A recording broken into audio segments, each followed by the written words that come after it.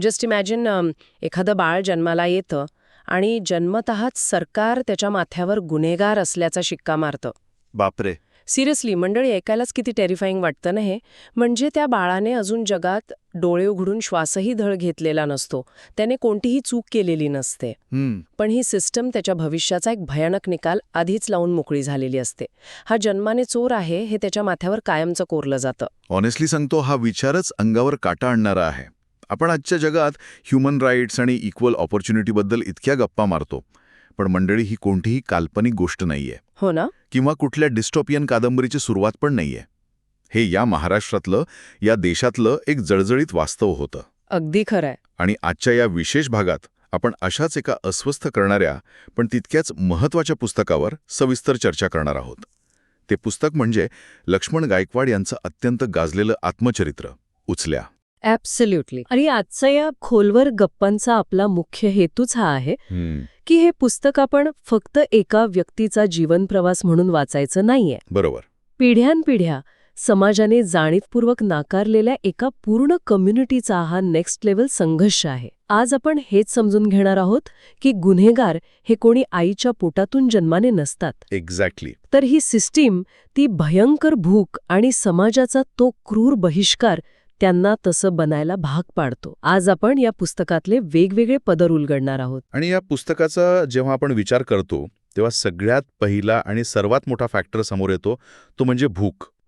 आपण जेव्हा भूक हा शब्द वापरतो तेव्हा आपल्याला काय वाटतं की कामाच्या गडबडीत वेळेवर जेवण मिळालं नाही किंवा एखादी दिवशी उपवास आहे. हो, आपल्यासाठी भूक म्हणजे तेवढंच असतं. पण उचल्या वाचताना भुकेचा जो जिवंत सीन डोळ्यांसमोर उभा राहतो ना, तो आपल्याला आतून हादरवून टाकतो. पुस्तकात एक प्रसंग आहे, उचल्या समाजातील मुलं अन्नासाठी उकिरड्यावर कशी जायची याचं वर्णन. बापरे, तो प्रसंग. रस्त्यावर किंवा कचरा कुंडीत लोक जेवून उरलेल्या पत्रावळी फेकून द्यायचे. त्या पत्रावळी गोळा करण्यासाठी या लहान मुलांची तिथल्या भटक्या कुत्र्यांसोबत अक्षरशः मारामारी व्हायची. ओ माय गॉड, लिटरली रडायलाच आलं वाचताना यार. कुत्री तोंकायची, अंगावर यायची, चावायला धावायची आणि ही मुलं त्या उष्ट्या कुचक्या अन्नासाठी त्यांच्याशी झुंजायची. किती भयानक आहे हे. आणि कोणीतरी लांबून सुतकात असल्यासारखं ओरडायचं, अरे फेका रे त्या पात्रोटांना थोडं खायला. आणि मग ती मुलं रस्त्यावरच धुळीत बसून ते उष्ट्यान्न खायची. यार, ॲक्च्युली हा प्रसंग वाचताना आणि तुझ्याकडून आता ऐकताना मला आपला स्वतःचा एक एकदम रिअल कनेक्ट आठवला. कोणता? आपण साताऱ्यात किंवा पुण्यात लग्नाच्या पंक्तींमध्ये, पार्ट्यांमध्ये जातो, तर ते कितीतरी अन्न आपण ताटात सहज टाकून देतो, कचऱ्यात फेकून देतो. तिथला तो वाईब एकदम वेगळा असतो. अगदी बरोबर. आपण मजेत असतो, फोटो काढत असतो. हो, पण त्याचवेळी याच समाजात असंही एक जग आहे जे अन्नाच्या एका कणासाठी, एका उष्ट्या पत्रावळीसाठी प्राण्यांसोबत लढतंय. हे सिरियसली आपलं माइंडसेट बदलून टाकतं. खरंच. पुस्तकात हेही सांगितलंय की कधीकधी 8-8 दिवस या लोकांना फक्त पाणी पिऊन जगावं लागायचं. कधीतरी सरकारकडून मायलो नावाचं स्वस्थ धान्य मिळायचं. अरे हो, तो मायलोचा प्रसंग. त्या धान्यात नुसती कीड आणि अळ्या वळवळत असायच्या. पण त्यांच्या बायका ते धान्य निवडत बसायच्या नाहीत, कारण वेळच नसायचा आणि भूक अनावर झालेली असायची. त्या अळ्यांसकट त्याची पेज बनवून सगळ्यांना द्यायच्या आणि लहान मुलं ती पेज अधाशासारखी प्यायची. हो ना. आणि श्रावण महिन्यातला तो प्रसंग आठवतोय. कोणता? जेव्हा लोक भूतांना किंवा इडापिडा टळावी म्हणून नैवेद्य म्हणून अन्न बाहेर रस्त्यावर किंवा वेशीवर ठेवायचे. जे अन्न गावातलं कोणीच खात नाही ते अन्न लक्ष्मण गायकवाड अतिशय भुकेने खायचे. बापरे. आणि जाताना त्या कल्पनेतल्या भूताला थोडा वाटा द्यायचे, जेणेकरून त्याचा कोप होऊ नये. कधीकधी तर पाटा वरवंट्याला लागलेलं मीठ चाटूनही मुलं आपली भूक शमवायची. हा जो भुकेचा स्तर आहे ना, तो आपण इमॅजिन पण करू शकत नाही. ओके, लेट्स अनपॅक दिस. मला इथे एक अनॅलॉजी द्यायची आहे. आपण या भुकेबद्दल बोलतोय, पण ही भूक फक्त पोटाची होती का? नाही. म्हणजे असं विचार करा की एखादा माणूस अथांग समुद्रात बुडतोय, तो जीव वाचवण्यासाठी तडफडतोय, आणि अशावेळी कुणीतरी बोटीवरून त्याला पिण्यासाठी एक ग्लासभर पाणी देतंय. भारी अॅनालॉजी आहे. अन्न मिळणं हे त्या एका ग्लास पाण्यासारखं होतं. पोटाची भूक भागली तरी ते ज्या माणसासारखं न वागवण्याच्या आणि सामाजिक बहिष्काराच्या समुद्रात बुडत होते, त्यातून त्यांची सुटका होत नव्हती. अगदी तंतोतंत. ही भूक फक्त पोटाची नव्हतीच. ही भूक होती सन्मानाची, माणुसकीची आणि बेसिक ह्युमन राईट्सची. अगदी. समाजाने त्यांना इतकं पद्धतशीरपणे बॉयकॉट केलं होतं की त्यांच्याकडे समजा थोडे पैसे असले तरी दुकानदार त्यांना थेट हातात सामान देत नसत. म्हणजे अस्पृश्यतेचा कळस. हो, ते लांबून पैसे फेकायचे आणि दुकानदार वस्तू जमिनीवर फेकून द्यायचा. म्हणजे तुम्ही माणूस म्हणून अस्तित्वातच नाही आहात, तुम्हाला स्पर्श करणंही पाप आहे, ही जी जाणीव आहे ना, ती पोटाच्या भुकेपेक्षा कित्येक पटीनं भयंकर असते. ही त्यांच्या आत्म्याची भूक होती. आणि याच अमानवी वागणुकीतून जन्म होतो एका भयानक सिस्टमचा. आपण मगाशी म्हणालो तसं ब्रिटिश सरकारने 1871 मध्ये क्रिमिनल ट्राईब्स ॲक्ट आणला. हो, क्रिमिनल ट्राईब्स ॲक्ट. या कायद्याने उचल्या समाजाला जन्मजात बॉर्न क्रिमिनल्स ठरवलं. आता यामागे लॉजिक काय होतं? जेव्हा समाजाने तुम्हाला गावातून बाहेर काढलाय, तुम्हाला कोणतंही काम द्यायला लोक तयार नाहीत, तुमची सावली पडली तरी लोक विटाळ मानतात, मग अशा समाजाने जगायचं कसं? चोरी करणं हा काही त्यांचा शौक नव्हता किंवा त्यांना त्यात भारी वाटत नव्हतं. नाहीच मुळे. जगण्यासाठी ती त्यांची एकमेव गरज बनली होती. आणि ब्रिटिश सरकारने हा सामाजिक प्रश्न सोडवण्याऐवजी त्यांना थेट गुन्हेगार ठरवून मोकळं होणं पसंत केलं. बरोबर. आणि तो शिक्का एकदा बसला की तो पुसणं अशक्य होतं. या कम्युनिटीचा माइंडसेट मग हळूहळू तसाच बनवला गेला. म्हणजे परिस्थितीने त्यांना तसं बनवलं. हो. जेव्हा तुम्हाला जगण्यासाठी दुसरं कोणतं साधन उरत नाही, तेव्हा चोरी हीच तुमची कला आणि तुमचा व्यवसाय बनतो. पुस्तकातल्या डिटेल्सनुसार या समाजातल्या लहान मुलांना चोरी करण्याचं आणि मार खाण्याचं बकायदा ट्रेनिंग दिलं जायचं. आणि हे ट्रेनिंग म्हणजे काही जुजबी प्रकार नव्हता, तर ती एक पूर्ण डेव्हलप केलेली सिस्टम होती. या चोरीच्या शाळेत 4 प्रकारच्या मुख्य स्किल्स शिकवल्या जायच्या. कोणत्या 4 स्किल्स? पहिली म्हणजे किस्तांग मारणे, म्हणजे अत्यंत शिताफीने खिसा कापणे. त्यानंतर चपला आणि गाठोडी पळवणे. तिसरी म्हणजे पाडू घालणे, म्हणजे समोरच्याला बोलण्यात गुंतवून फसवणूक करणे. अरे बापरे. आणि चौथी म्हणजे उठेवारी, म्हणजे लोकांशी गप्पा मारत असताना हातचलाखीने वस्तू गायब करणे. पण या सगळ्यात भयंकर काय होतं माहितीये?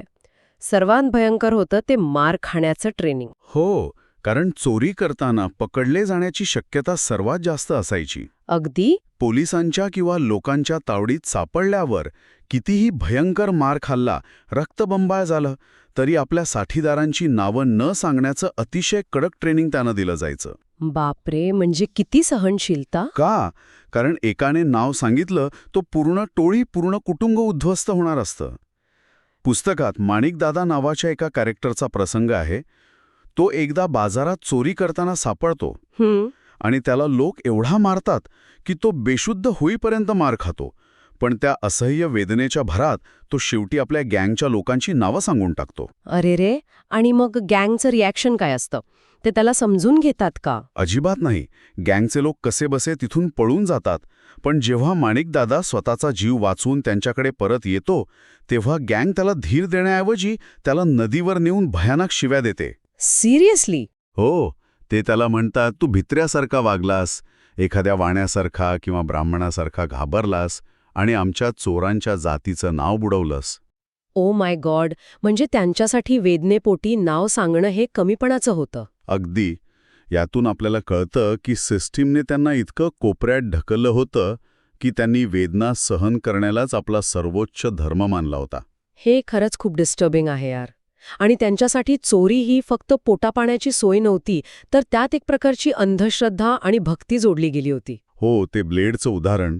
हां, भरत नावाचं जे ब्लेड ते खिसा कापण्यासाठी वापरायचे, त्या ब्लेडला ते साक्षात संपत्तीची देवता लक्ष्मी मानायचे. चोरीला किंवा या मिशनवर जाण्यापूर्वी ते चक्क कोंबड्याचा बळी द्यायचे, तुळजाभवानीला नवस करायचे की आमची चोरी यशस्वी होऊ दे. आणि हे सगळं ते किती प्रामाणिकपणे करायचे यावर मला आपला एक लोकल कनेक्ट आठवतोय. कोणता? आपण साताऱ्यात, पुण्यात किंवा अगदी संपूर्ण महाराष्ट्रात जेव्हा पंढरपूर, आळंदी किंवा तुळजापूरच्या जत्रेला जातो, तेव्हा आपला वाईब काय असतो? आपण भक्तीसाठी जातो, श्रद्धेसाठी किंवा कुटुंबासोबत जस्ट एक ट्रिप म्हणून जातो. पण या वंचित समाजासाठी जत्रा ही भक्तीची जागा नव्हती. त्यांच्यासाठी जत्रेतील अलोट गर्दी ही जगण्याची सर्वात मोठी संधी असायची. म्हणजे तिथेच त्यांना चोरी करायला मिळायचं. हो, जत्रेत अनाउन्समेंट व्हायची की चोर शिरले आहेत, भाविकांनी सावध राहा. आणि तेव्हा यांची धावपळ उडायची. एक प्रसंग तर असा आहे की एका कीर्तनात एक जण स्वतःच्या कपाळाला गंध लावून हातात टाळ घेऊन वारकऱ्यासारखा उभा राहतो. अरे बापरे. आणि त्याचा साथीदार मागून एका माणसाच्या धोत्राची गाठ ब्लेडने कापतो. दुर्दैवाने त्यात नोटांसोबत त्या माणसाचे केसही कापले जातात. बापरे. आणि ते कौशल्य इतकं नेक्स्ट लेव्हल होतं की ज्या माणसाला लुटलंय त्याला बराच वेळ पत्ताही लागायचा नाही. पुस्तकात सोपान आणि त्याची चौथी बायको यल्लावा यांचा उल्लेख आहे. हो, ते यल्लावाचं कॅरेक्टर खूपच डेंजर होतं. ते या कामात एकदम एक्सपर्ट होते. यल्लावा तर लोकांच्या गळ्यातलं मंगळसूत्र आणि दागिने अगदी आपल्या दातांनी अलगद काढायची. बसस्टँडवरची ती ट्रिक, बसच्या दारात स्वतःच गर्दी करायची, धक्काबुक्की करायची आणि त्याच गोंधळात कुणाचा तरी खिसा कापून गायब व्हायचं. काय सांगतेस? कधीकधी तर सराईतपणे चोरी करताना एखाद्या महिलेच्या चुलीवरचं उकळतं भाताचं पातेलं पण ते धोतराच्या साह्याने पळून न्यायचे. हे सगळं वाचताना एकीकडे धक्का बसतो, पण जेव्हा आपण वाय म्हणजे का हा प्रश्न विचारतो तेव्हा त्यामागे जी भयानक गरिबी आणि भूक होती ती आपल्याला जास्त हादरून टाकते. आणि फक्त समाजाचाच नाही तर सिस्टमचा आणि पोलिसांचा त्यांच्यावरचा अन्याय कसा इन्स्टिट्यूशनलाइज झाला होता हे पाहणं महत्वाचं आहे. पुस्तकात टकमुड्या नावाच्या एका भयानक प्रॅक्टिसचा उल्लेख आहे. टकमुड्या म्हणजे काय एक्झॅक्टली? बेसिकली जेव्हा पोलिसांना खऱ्या चोरांना पकडता येत नसे किंवा तपासाचा कंटाळा आलेला असायचा तेव्हा ते गावातल्या जमीनदारांच्या मदतीनं या भटक्या लोकांच्या घरात चोरीचा माल मुद्दाम लपून ठेवायचे. सिरियसली? अरे किती आहे भयानक. आणि मग त्यांच्यावर खोटा गुन्हा दाखल करून त्यांना अटक करायचे. एखाद्या पारद्याच्या झोपडीत 2-4 ॲल्युमिनियमची भांडी नसतात धड तरी त्याला अट्टल चोर ठरवून तुरुंगात डांबलं जायचं. आणि मसनजोगी समाजाचा तो प्रसंग. गावात चोरी होते, पोलीस डॉग स्क्वॉड म्हणजे श्वान पथक घेऊन येतात, कुत्रे तिथे काहीच पुरावा देत नाहीत, कुणावर भुंकत नाहीत. तरीही पोलीस तिथल्या निष्पाप लोकांना, बायकांना आणि लहान मुलांना बेदम मारहाण करतात. एका म्हाताऱ्या बाईच्या पाठीत इतका मारतात की तिचं हाड मोडतं. अरे रे. एका आंधळ्या माणसाच्या हातात कोणीतरी एक मोडकी पितळी ताटली दिलेली असते ज्यावर कुलकर्णी असं नाव असतं आणि पोलीस त्या आंधळ्या माणसाला चोर ठरवतात. म्हणजे काहीही पुरावा नसताना? हो. जेव्हा लेखक एका इन्स्पेक्टरला विचारतात की साहेब तुम्ही असं का करता, तेव्हा तो इन्स्पेक्टर अतिशय निर्लज्जपणे म्हणतो, साहेब माझा पगार किती आणि वरचे साहेब आले की त्यांना महागातली दारू आणि जेवण न्यावं लागतं. ते पैसे मी खिशातून दिले तर माझी मुलं उपाशी मारणार नाहीत का, असं तो इन्स्पेक्टर म्हणतो. म्हणजे सिस्टीममधला भ्रष्टाचार आणि वरच्या स्तरावरची कीड कशी सर्वात तळागाळातल्या माणसाला चिरडते याचं हे भयानक उदाहरण आहे. पण यार हे सगळं वाचताना मला एका गोष्टीवर थोडा वेगळा विचार करावासा वाटतो. कोणता विचार? आपण आत्तापर्यंत बाहेरून येणाऱ्या दबावाबद्दल बोललो, पोलिसांचा त्रास, समाजाचा बहिष्कार, पण या सगळ्या गोंधळात उचल्या समाजाची स्वतःची एक अंतर्गत सिस्टीम होती, जात पंचायत. जात पंचायत. आता तू सांग, जेव्हा बाहेरून एवढा भयानक धोका असतो तेव्हा कम्युनिटीला एकत्र आणि शिस्तीत ठेवण्यासाठी अशी पंचायत गरजेची होती नाही का? नाही यार, मला वाटतं ऑथरचा पॉइंट थोडा वेगळा होता इथे. बेसिकली त्या काळात कम्युनिटीला एकत्र आणि शिस्तीत ठेवण्यासाठी हे अंतर्गत नियम असायला हवेत ना. मला वाटतं ती त्यांची सर्व्हायव्हल स्ट्रॅटेजी होती. अरे काहीतरीच नीट वाचलं नाहीस तू. ओके, सांग मग तुझं वर्जन. मला तरी वाटतं की पंचायतीचा मुख्य हेतू संरक्षण हाच असावा. मुळीच नाही.